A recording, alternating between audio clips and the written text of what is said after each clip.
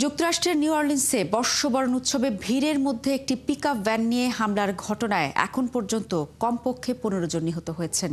আহত হয়েছেন আরও ৩৫ জন। এ সময় সন্দেহভাজন হামলাকারী পুলিশের গুলিতে নিহত হয়েছেন। হামলাকারীর কাছে জঙ্গি গোষ্ঠী আইএসের পতাকা ছিল বলে সংশ্লিষ্ট সূত্রে বরাত দিয়ে জানিয়েছে মার্কিন গণমাধ্যম CNN। এদিকে এই ঘটনার কিছু পরে যুক্তরাষ্ট্রের লাস ভেগাসে দেশটির নবনির্বাচিত প্রেসিডেন্ট ডোনাল্ড ট্রাম্পের একটি হোটেলের বাইরে টেসলা সাইবার ট্রাকে বিস্ফোরণ ঘটেছে। এই ঘটনায় একজন নিহত, অন্তত ৭ জন আহত হয়েছেন।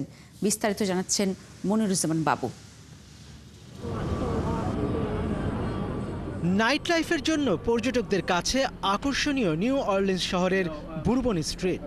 স্থানীয় সময় বুধবার রাতে নতুন বছরকে বরণ করে নিতে সেখানে জড়ো হয়েছিল অনেক মানুষ। বর্ষবরণের আনন্দ উৎসব চলার মাঝেই হঠাৎ করেই সেখানে সমবেত মানুষদের উপর দ্রুতগতির একটি পিকআপ ট্রাক তুলে দেন এক চালক। পরে গাড়ি থেকে নেমে পথচারীদের লক্ষ্য করে এলোপাতাড়ি গুলি ছোড়া হলে অনেকেই হতাহত হন। আহতদের মধ্যে 2 জন পুলিশ কর্মকর্তাও আছেন। এ সময় পুলিশের পাল্টা গুলিতে হামলাকারীও নিহত হন।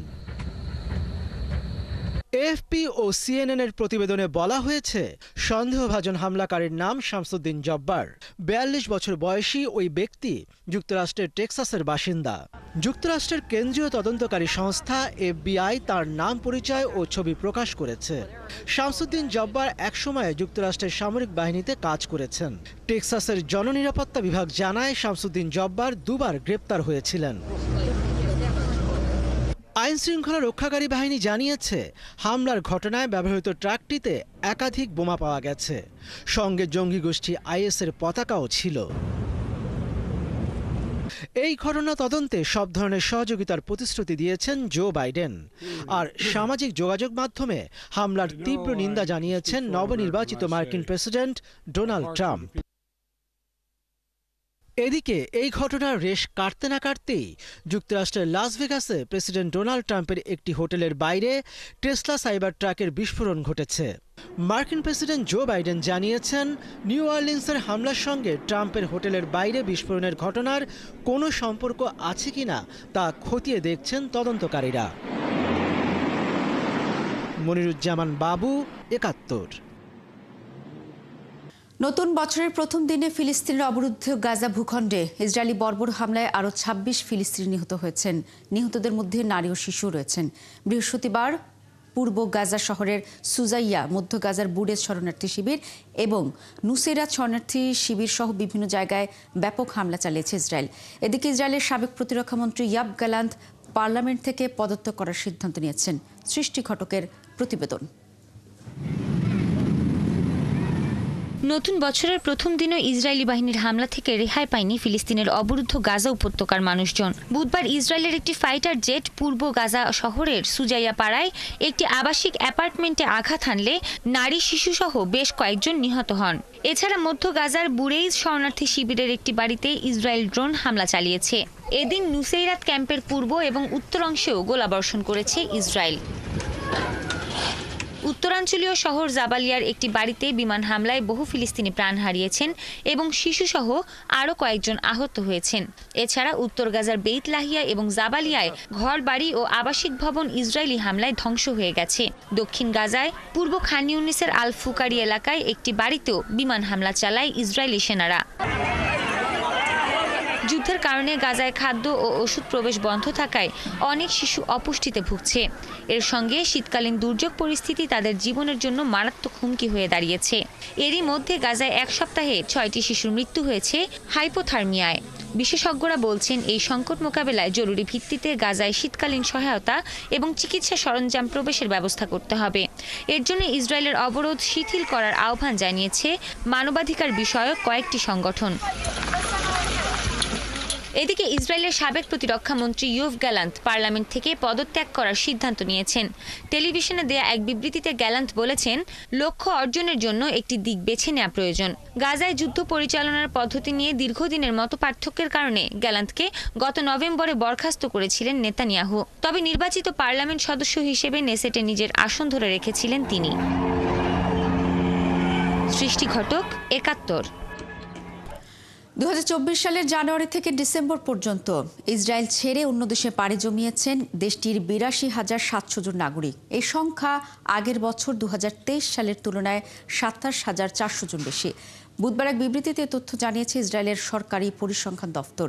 বিবৃতিতে বলা হয়েছে 2018 সাল থেকে 2022 সাল পর্যন্ত প্রতি বছর দেশ ছেড়েছেন গড়ে ৩৬,৪০০ জন ইসরায়েলি। 2023 সালে গাজা উপত্যকা নিয়ন্ত্রণকারী গোষ্ঠী হামাসের হামলা এবং তারপর গাজা ইসরায়েলি বাহিনীর অভিযান শুরু হওয়ার পর নাগরিকদের মধ্যে দেশ ছাড়ার প্রবণতা বেড়েছে।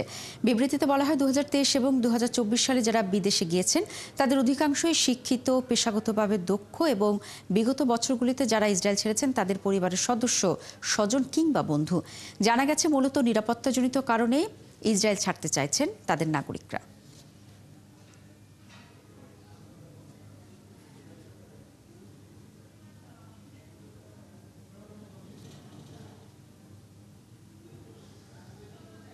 যুক্তরাষ্ট্রের প্রেসিডেন্ট নির্বাচনে হস্তক্ষেপের চেষ্টার অভিযোগে ইরান ও রাশিয়ার বিরুদ্ধে নতুন করে নিষেধাজ্ঞা আরোপ করেছে যুক্তরাষ্ট্র। বুধবার নিষেধাজ্ঞা ঘোষণা দিয়েছে মার্কিন অর্থ মন্ত্রণালয়।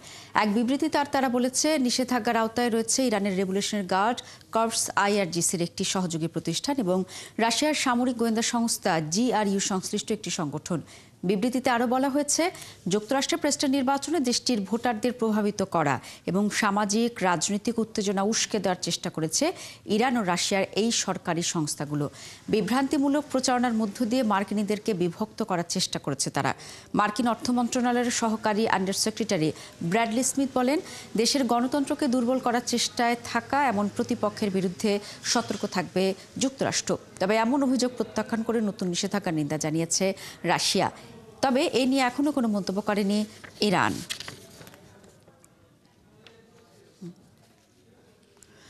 গোপনে মাদক চোরাচালানের দায়ে সৌদি আরবের উপসাগরীয় শহর দাম্মামে অন্তত ৬ ইরানির মৃত্যুদণ্ড কার্যকর করা হয়েছে। বুধবার সৌদি আরবের রাষ্ট্রায়ত্ত বার্তা সংস্থা সৌদি প্রেস এজেন্সি দেশটির স্বরাষ্ট্র মন্ত্রণালয়ের বরাত দিয়ে তথ্য জানিয়েছে।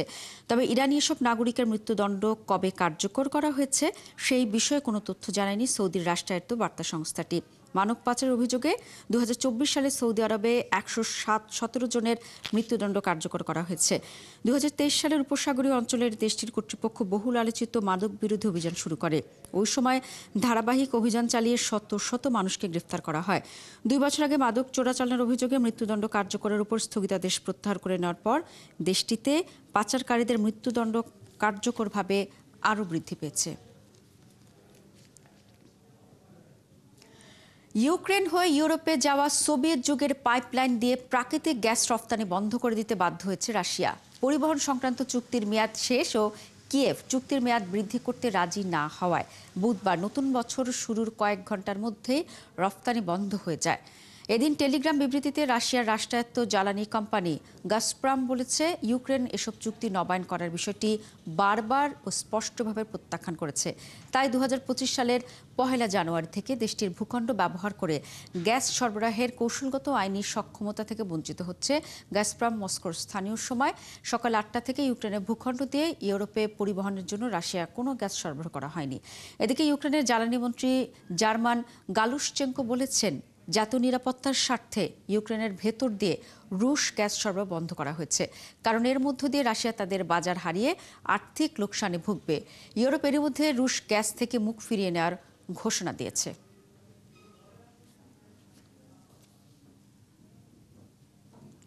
বলকান দেশের মন্টিনিগ্রোতে বন্দুক হামলায় কমপক্ষে 10 জন নিহত হয়েছেন। নিহতদের মধ্যে 2 শিশু রয়েছে। নতুন বছরের প্রথম দিনে দেশটির দক্ষিণাঞ্চলে একটি রেস্তোরাঁর মধ্যে তর্ক বিতর্কের জেরে এক ব্যক্তি সেখানে বন্দুক হামলা করেন।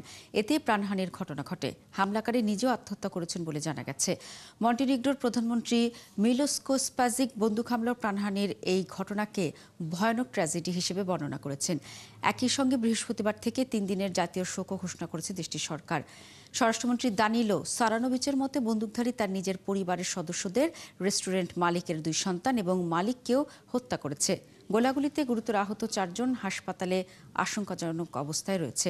জানা গেছে অস্ত্র রাখার অভিযোগে আগেও ওই ব্যক্তিকে গ্রেফতার করা হয়েছিল। একবার ব্যবহারযোগ্য সব ধরনের প্লাস্টিক পণ্য নিষিদ্ধ করল এশিয়ার অন্যতম বাণিজ্য কেন্দ্র এবং সংযুক্ত আরব আমিরাতের দুবাই। গতকাল 1 জানুয়ারি থেকে দুবাইয়ে এই আইন কার্যকর করা হয়েছে। নিষিদ্ধ হওয়া প্লাস্টিক পণ্যগুলো হলো একবার ব্যবহারযোগ্য কাপ, প্লেট, চামচ, প্লাস্টিকের টেবিল কভার, স্ট্র পাইপ এবং স্টাইরোফোম ও ফুড কন্টেইনার। গত ডিসেম্বরের শুরুর দিকে একবার ব্যবহারযোগ্য প্লাস্টিক পণ্যের ব্যবহার নিষিদ্ধের আদেশ জারি করেছিলেন দুবাইয়ের ক্রাউন প্রিন্স শেখ হামদান বিন মোহাম্মদ বিন রশিদ আল মাকতুম। সেই আদেশে বলা হয়েছে আগামী 1 জানুয়ারি 2025 থেকে দুবাইয়ের কোথাও আর একবার ব্যবহারযোগ্য প্লাস্টিক পণ্য ব্যবহার করা যাবে না। এর আগে এমন এক আদেশ জারি করে পলিথিন ব্যাগের ব্যবহারও নিষিদ্ধ করেছিলেন তিনি। 2024 সালের জুন থেকে দুবাইয়ে পলিথিন ব্যাগের ব্যবহার নিষিদ্ধ।